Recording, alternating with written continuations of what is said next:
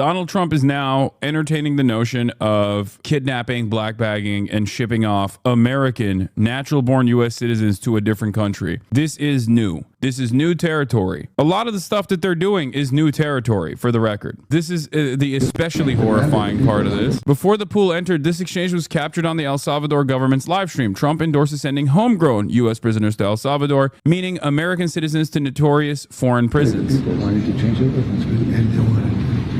He demanded, they love you, they love what you do. You know, I'm not for your support. I want him to do, you know, for homegrown criminals next. Yeah. I said, homegrowns are next.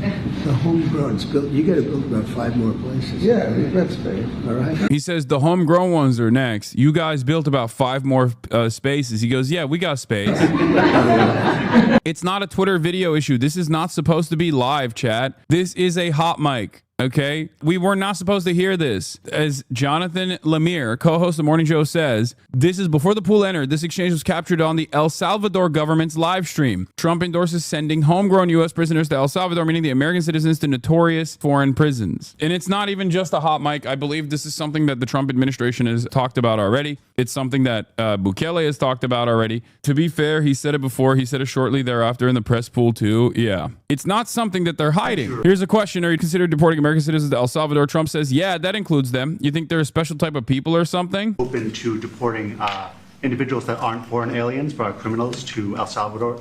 Does that include potentially U.S. people on Twitter already defending it? We're so cooked. Yeah. I mean, they're Nazis. There's not really anything else I can say about that. That's it. It's here. It's happening. They're fascists. They're really horny for this kind of violence. They don't really consider that this kind of violence may actually impact them in the long run. I don't know. Every single day that goes by, like, I joke about it being Burger Reich or whatever, but like, it's not really a joke. These guys are actually straightforward, blood-curdling fascists. They are baying for blood. They want it. They're excited at the prospect for this kind of structure to become legally calcified. They want to test the boundaries. They're testing the boundaries right now in terms of like what they can get away with. They've already eradicated any sort of mechanism of pushback. There's not a lot of work you can get. Like, one of the most important and yet like somewhat quiet actions that the Trump administration took was against law firms. And we obviously covered it here, but there wasn't like that much anger or resentment towards this, partially because it's like there's outrage fatigue. It's impossible to pay attention to all the things that they're doing.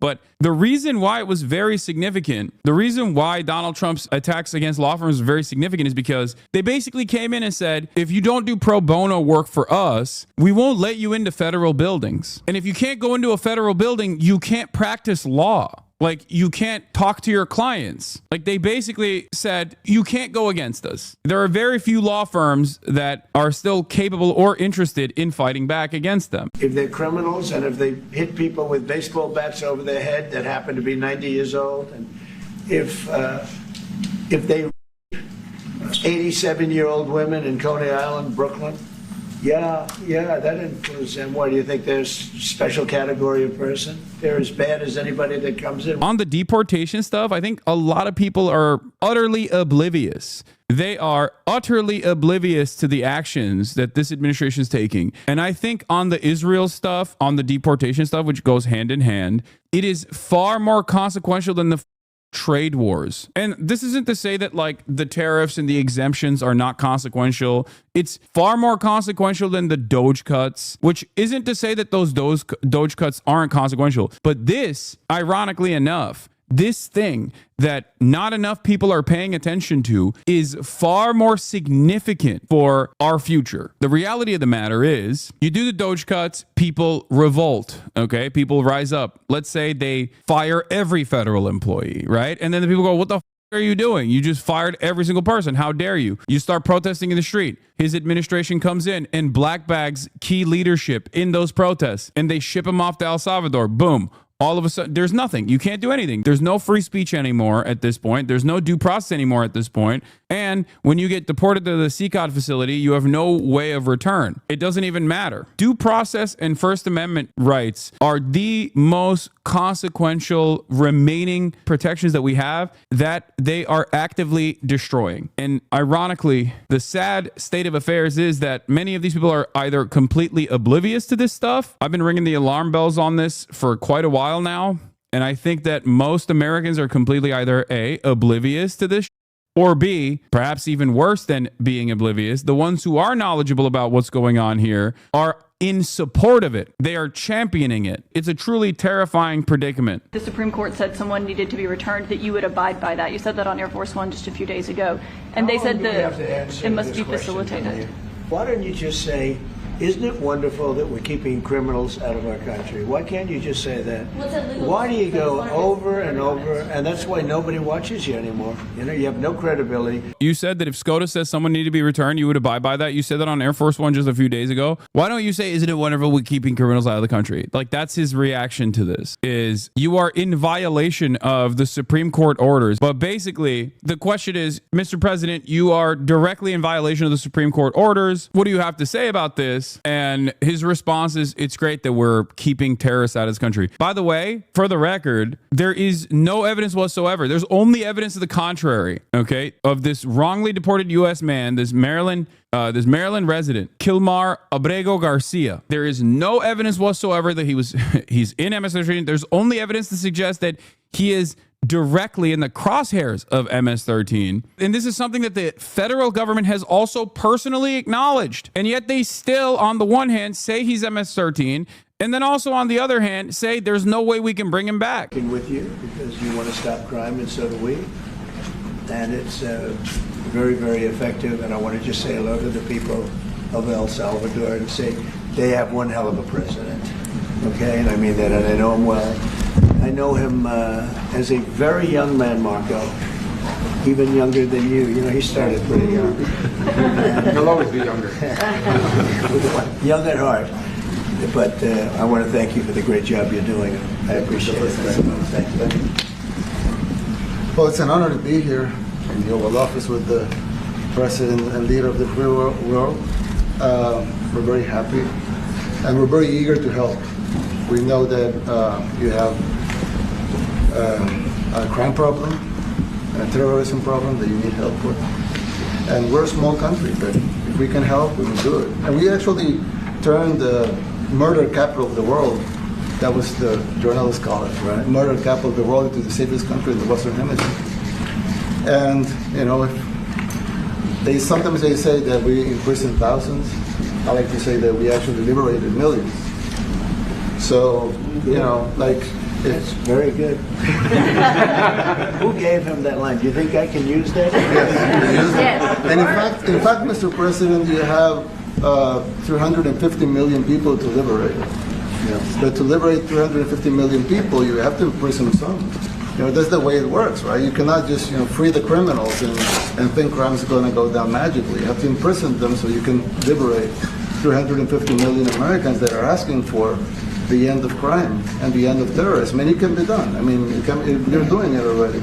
This is the size of El Salvador overlaid over Dallas, Texas. Why would we send anyone there besides nefarious reasons? Is Guantanamo, without having to talk to Cuba, it's ideal for Trump? Exactly. You think we don't have facilities to deal with this? Of course we do. This way you get to wash your hands over the death camp happening on U.S. soil. El Salvador named one of the world's safest countries. At what cost? El Salvador's President Nayib Bukele declared an initial month-long state of emergency in March 2022 due to heightened gang violence and a wave of murders, according to the United Nations High Commissioner for Human Rights. So far, the state of emergency has been renewed 30 times, the latest of which was announced by the Salvadoran Legislative Assembly on October 4th. To date, this tool has allowed 604 days without homicides and the arrest of more than 82,000 people linked to gangs. In addition, it has positioned the country among the safest in the world. The state of emergency suspended several Salvadoran rights and freedoms as per the OAS. 1. Right of assembly, freedom of association, right to be informed of the reasons for detention, inviolability of correspondence and telecommunications. Regardless, the entity does recognize a constant decrease in homicide cases, with the rate per 100,000 people going from 21.2 in 2020 to 4.9 in 2023. The alleged human rights violations. El Salvador has been called out for massive human rights violations, including thousands of arbitrary detentions and violations of due process, as well as torture and ill treatment, according to Amnesty International. In a report published on December 2023, the organization detailed a rise in systematic detentions, forced disappearances, and instances of torture since introduction of the state of emergency. There is also suspicion suspicion that he most likely did a secret deal with MS-13. The other suspicion also is that the government is not correctly clocking the murders as well. They're just not reporting the murders potentially and the disappearances to artificially lower the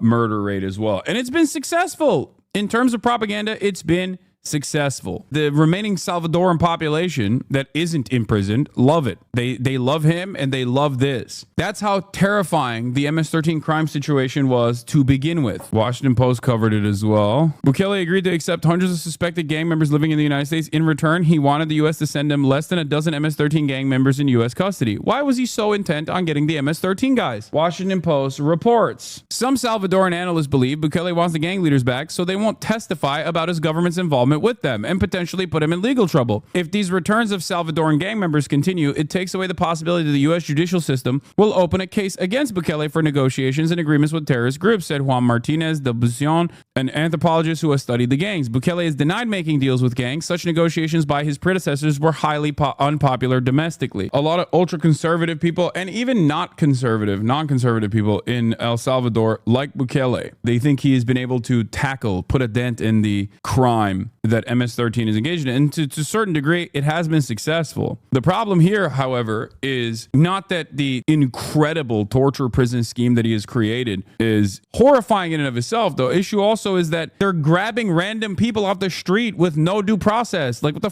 are you talking about? If you become the crime, if the government becomes the MS-13 gang, then yeah, technically there is no crime because it's a police state. This is similar to what narco politics looks like in Mexico as well, as the chatter correctly points out. Operational autonomy and legal immunity in some cases as long as they stay within government boundaries. Don't f the bag too much. Then why are his approval ratings so high? I don't know. Think about the United States of America. The United States of America is an even better analog to this. The rates of crime, specifically violent crime, are nowhere near as high as El Salvador. And yet the people were made to believe that there is like an undocumented migrant crime panic that has taken place in this country, and therefore are totally fine with these sorts of insane, unprecedented schemes that the Trump administration is engaging with right now. It's directly Hitlerian policy. And most people are either A, oblivious to it, or B, the ones who are aware of it are in support of it. So think about how that can happen. Try to analyze how that can happen in a country where there isn't